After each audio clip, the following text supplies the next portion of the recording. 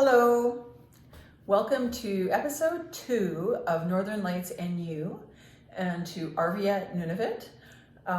So this is our second episode. Cheryl and I are new teachers here, and tonight we have a guest. This is our very first guest that we've had. So exciting. And this is Marika, and we're going to have a conversation with her tonight, and she's going to tell us all about herself and living up in Arviat. So, Marika, question 1 is just to give us like a little bit of background information on you, and then we'll move on from there, and how your job, your age, so go ahead. Hello, my name is Marika and I'm 23 years old, and I work at the Catholic Middle School as an assistant. That's how you say the school name. I work with all the grades 6 to 8, and I have been working there for almost a year now. Excellent. And we are so grateful that you're taking the time with us tonight. So thank you, Mana. Tell us a little bit about your family and your education and just growing up in Arviat, and maybe a little bit about even how you have fun in your free time. I live with my father and my 4 siblings. I have 2 older siblings and 2 younger siblings. And I graduated high school in 2016, and I graduated college in 2019. And thank you. Yeah, and awesome. I have been living here most of my life, and I find it fun because I'm more connected to a lot of people here. So you have a broad base of family, friends, and you were even telling me, because Marika's quite often comes into my classroom, and she's helpful, wonderful, and she's even like trying to teach me Inuktitut, and but you were telling me one time about how you really like going out to the cabin. Yeah, I like going out on the land with my family because it's peaceful and it's fun to drive from here to where we're going, and that's like almost 2 hours right from here. And can you drive a vehicle, or you guys call it a Honda? Honda. A Honda, right? Yeah. So you can't drive like a vehicle? We can drive truck or like Jeep. Like a 4x4. And Honda, but we can't go there by motorcycle or anything Like that. And then is it on the river or the ocean? It's by a lake where we fishing rod and try catch some trout. Mm. Nice. And there's a cabin, like a cabin there. And do you go there all year round, or is there certain times of the year that you spend a lot more time there? We go there certain times. We don't go there during winter because it's really cold, and we mostly go there springtime and summertime until fall time, but never on winter.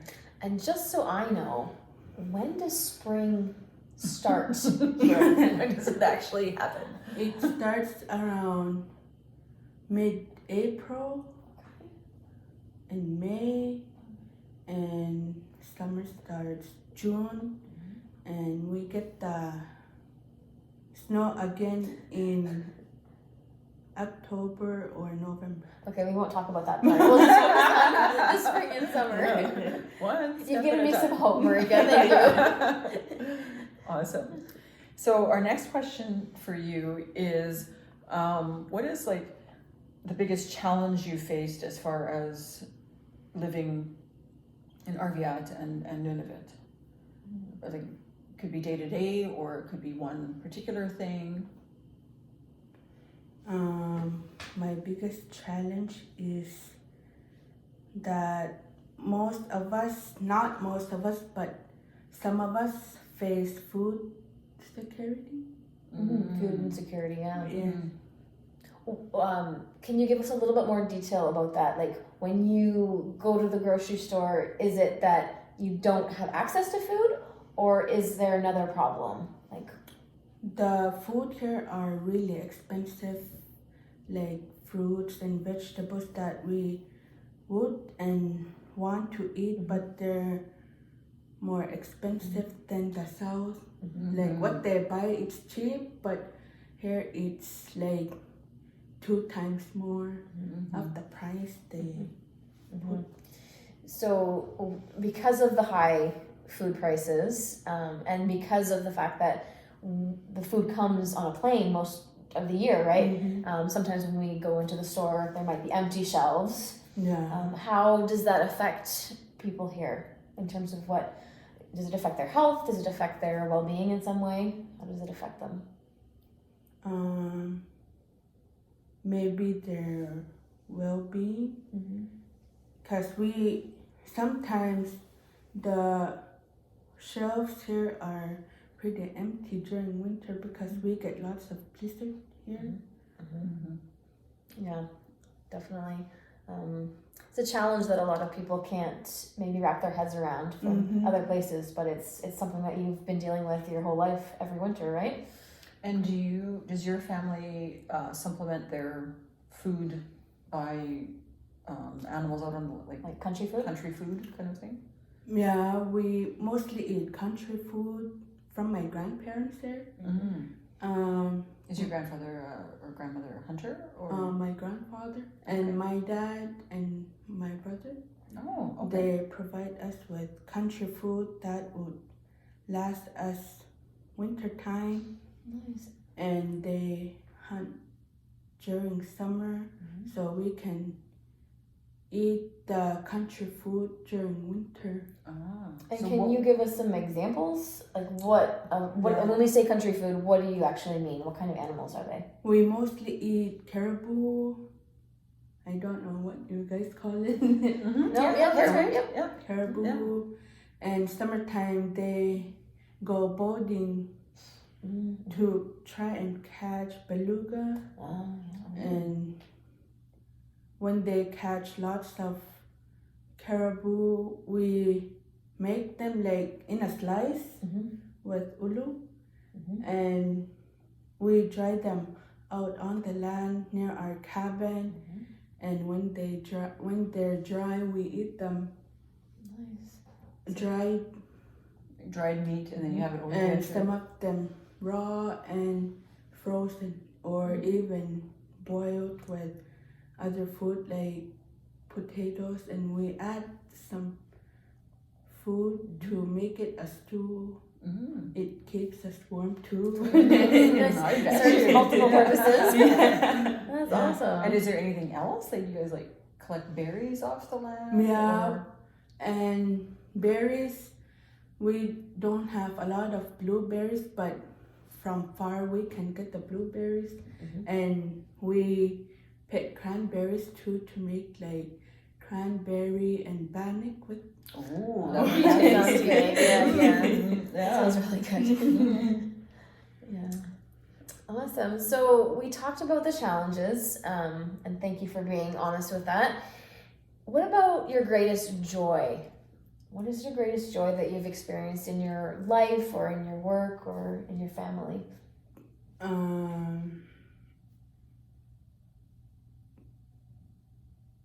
Like maybe even your education?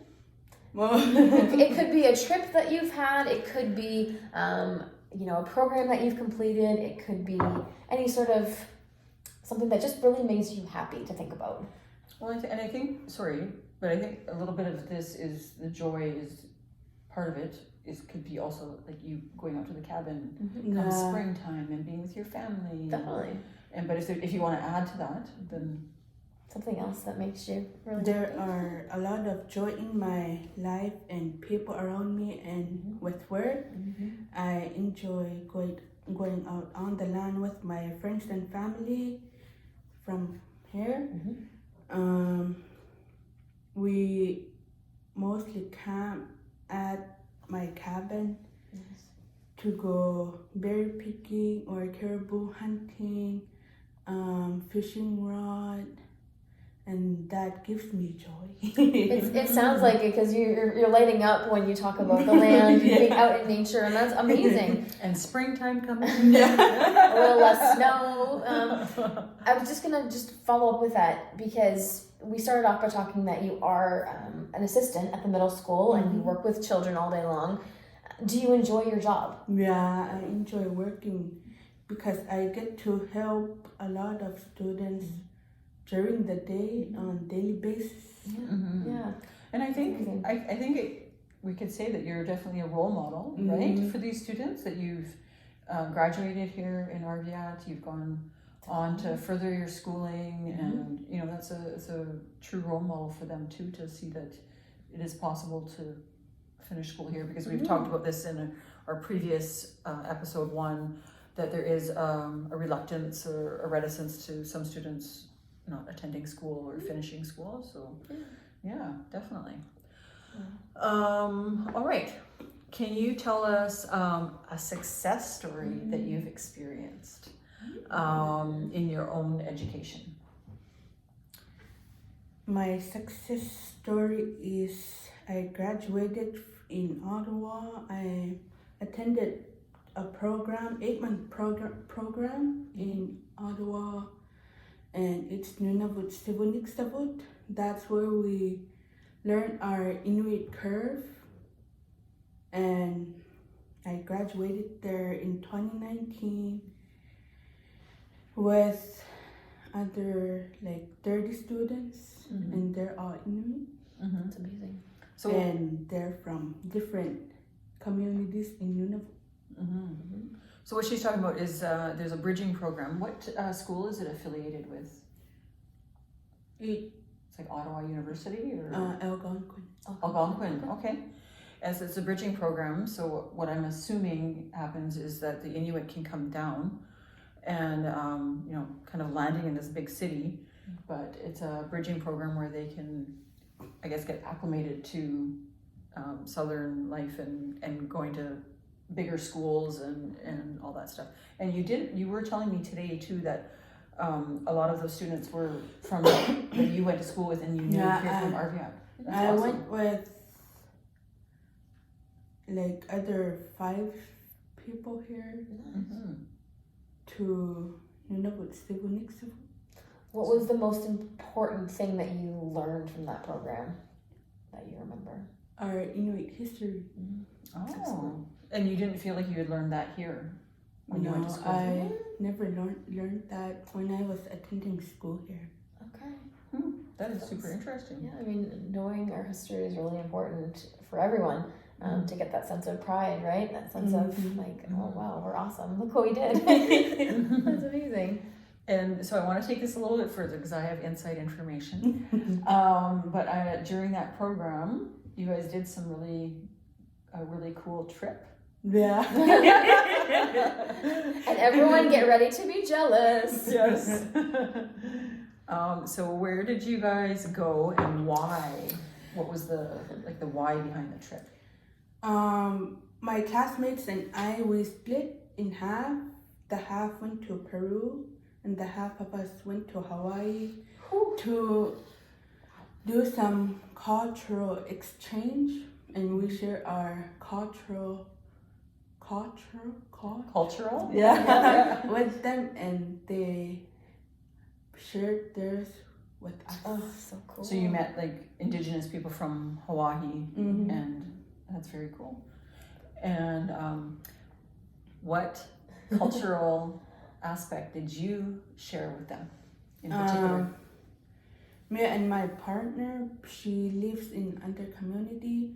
We were doing some throat singing and like dancing and drum dancing and singing, and I forgot one more. But we've done a lot of fun things in Hawaii. That's awesome. That is amazing. So this is experience. Somebody that does some throat singing, and she has a partner that's not From close here. from here. And I remember another thing that you told me is that when you were there and you were doing so much throat singing that you're Yeah, it hurts when we do a lot of throat singing because every day we were performing, and when we perform, I throat sing with the partner because other ones had to practice more. Oh, okay. You're suffering for your art. Yeah. How, when you did this exchange with the group of people from Hawaii, how did they respond? What was their reaction to all of this beautiful throat singing and dance? I think a lot of, like in the past, the alumni were going there too, and I think they heard it every trip, but they don't always go to Hawaii. They go to where they want to go, and like we vote. Okay. And Peru and Hawaii were the most voted ones, so we split in half and went to those. Do you feel like that experience changed your life in a Yeah. significant way? How would you say it changed you? It's like almost we're connected, or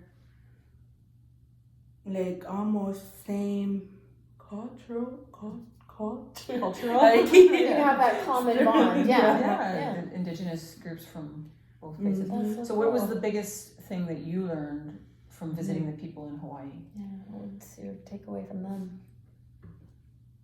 They do dancing too with all the strength they have, like us. Oh, Yeah. So similar. maybe we'll be able to see some of this dancing. Will we be able to see some of this dancing, or because of COVID, it's?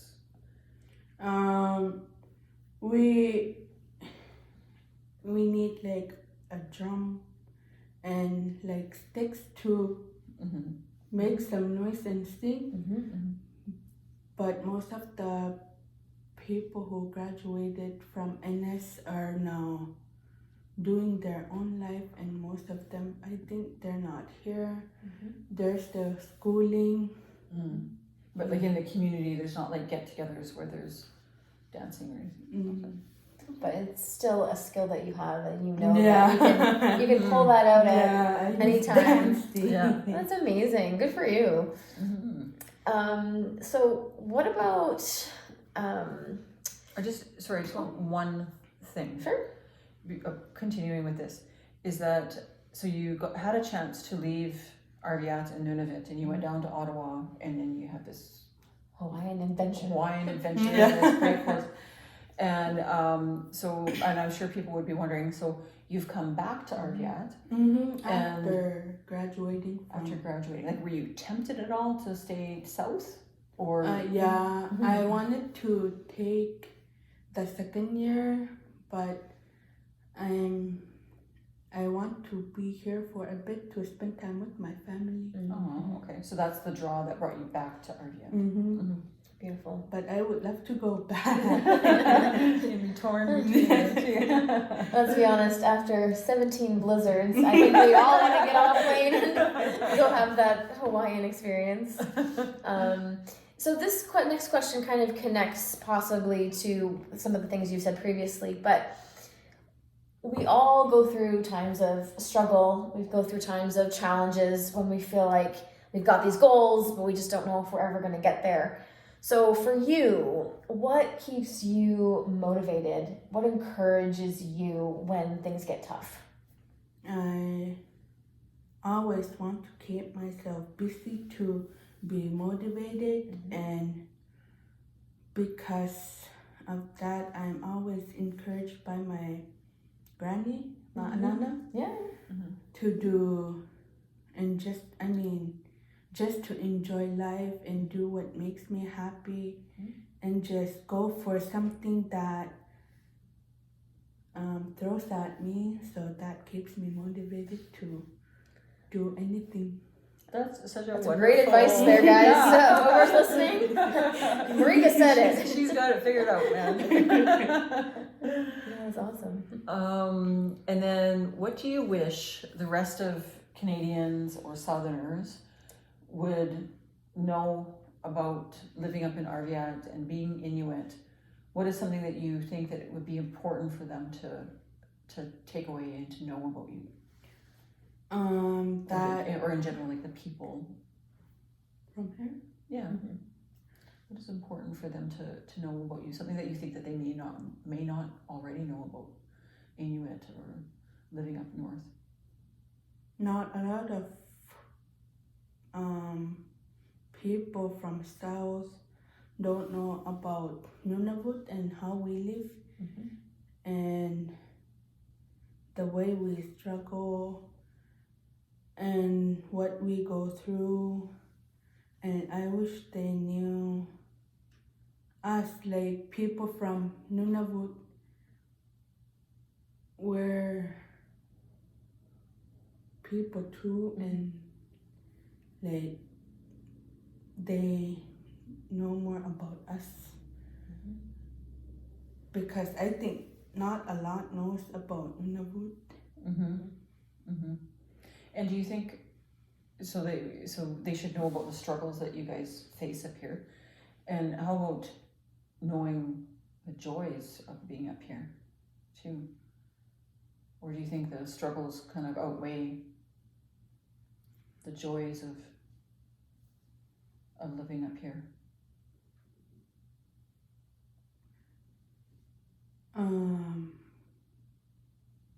There's a lot of joys here too in Nunavut because we all have our own dialect with our own language. I mean, like the way we speak in Nunavut, it's all different and it's not the same. Even if I go to further north, I wouldn't understand what they're saying in Inuktitut because we're Regional differences, yeah. Yeah, for sure. Yeah. Okay. Yeah. And let's talk about the future a little bit, okay? You're young, got your whole life ahead of you. It's so exciting. I want you to tell us, what do you hope to be doing in 5 years? In 5 years, I want to be in college to do some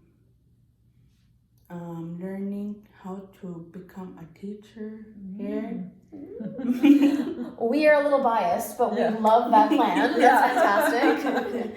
And what about even stretching out a little bit further? What about 10 years? Long-term plan. Long-term plan. Yeah, do you think you'll stay in Arviat? Or do you think you'll move? Maybe move. And where would you move to if you could have a choice? Maybe somewhere in Ontario, because that's where I love and I find it fun. There's definitely a lot to do in Ontario. And that's my home province. So you just come on over and we'll have a nice little party. And I was just telling Marika before we started that like she's always in my classroom and she's like trying to teach me Inuktitut words of how to greet and respond, and then today she wrote just voluntarily on her own. She wrote my name on the board and then she wrote my name in Inuktitut. So like I said to her, like, you're just like this natural teacher. You want to teach people things. So I think that the teaching aspect would be absolutely perfect for you. So maybe in 10 years you'll be teaching somewhere, and that would be very cool. Can you teach the listeners and the viewers how to say yes in Inuktitut? It's a fun word to say. And it's actually, she could show us too. So there's a facial way to say yes and a facial way to say no, and to say I don't know, which is, I think all of us do that. But can you show us the facial that you can do? When we say yes, we say E with the eyebrows up. Eyebrows up. And when we say no, that means now we Yeah. Scrunch up the nose. Yeah. Or when we say I don't know, or I don't know. When we say I don't know, it's a male, and we go. That's kind of a universal. Yeah. Although with everyone wearing masks in class, it's very hard to see people's noses. So it's just you trying to read the eye expression. It's almost like, don't ask me that question. Get away from me. Yeah. Or I'm going to veer off course here for a minute, and I'm just going to ask you. This is like totally out of the blue, and we didn't prepare Didn't plan this one. We didn't prepare her for this question. But as a 23-year-old young woman in Arviat, what is like the dating like? Is there dating opportunities here in Arviat? Because the population's what, like about 3,000? Yeah, I think we're over 3K here. Mm-hmm. Or do you find it limited, or is there? What do you mean by it? Because there's somebody here that or a pool of young men that you could date from. are the pickings slim, or are they? Yeah. And there are a lot of fish in the sea. I don't know. Oh, she's doing that. And I asked her this because when I first got here, she was in my classroom and we were chatting and she was helping me and stuff. And she's like, and I told her that I had 3 kids and whatever. And she said to me after, she says, I think your kids should come here and visit this spring. And I think she's like thinking about the 23-year-old son that Could be a match made in heaven. We don't know. Yeah. That's awesome. Okay, go ahead. Is it my turn?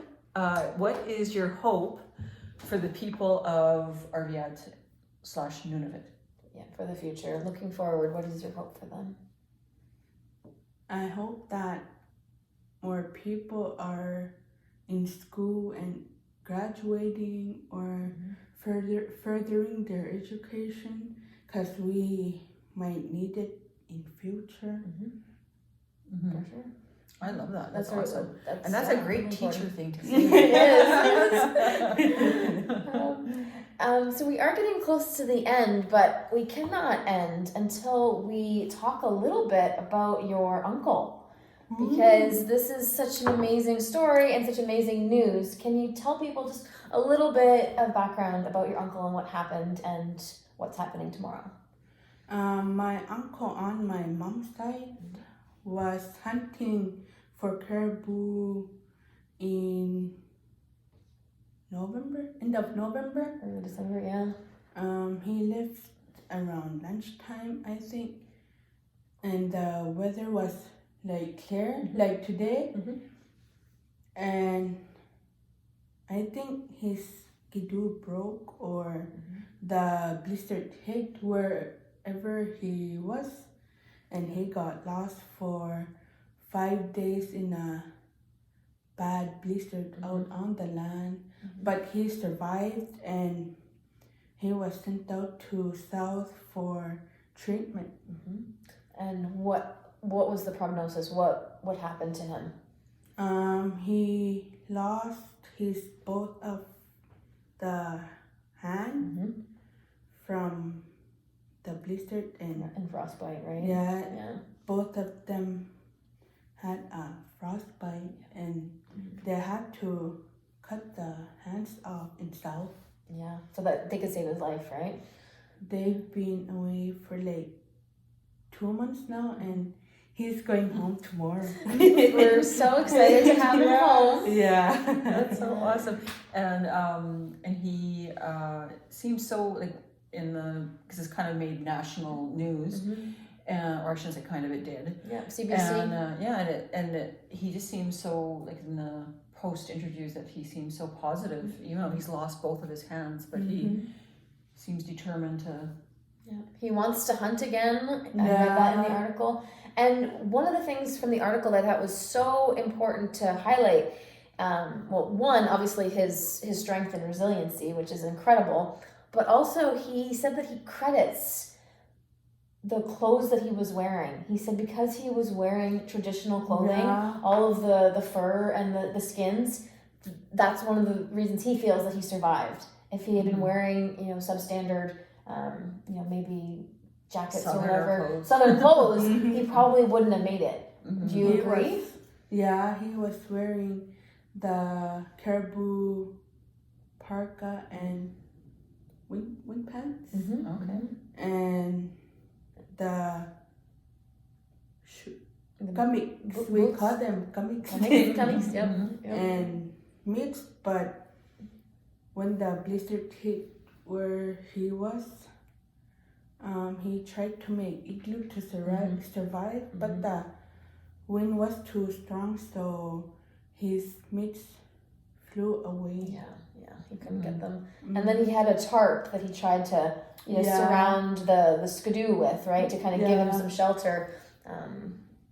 But I remember that blizzard. I remember standing in my living room, looking out, not being able to see much at all, and we knew that he was missing at that time. And I remember just, sending up some thoughts towards him, just hoping that he would be okay, because I couldn't imagine being outside in that.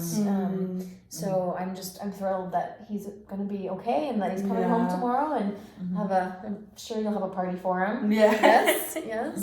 That's awesome. I'm very excited. Maybe birthday cake, because his birthday was a couple days ago. Oh, double party. Double party. Double reason to party. That is awesome. That's Well, wonderful. from us, I hope you pass on too that we're very excited for him and that he's coming home, and that I just have in awe of his upbeat attitude. And do you think he's like this? He's like this normally. Yeah. This is positive guy. That's wonderful. Is there anything else that you would like to add? Anything that you think we've missed, or anything that you want to leave the people with? Any sort of message?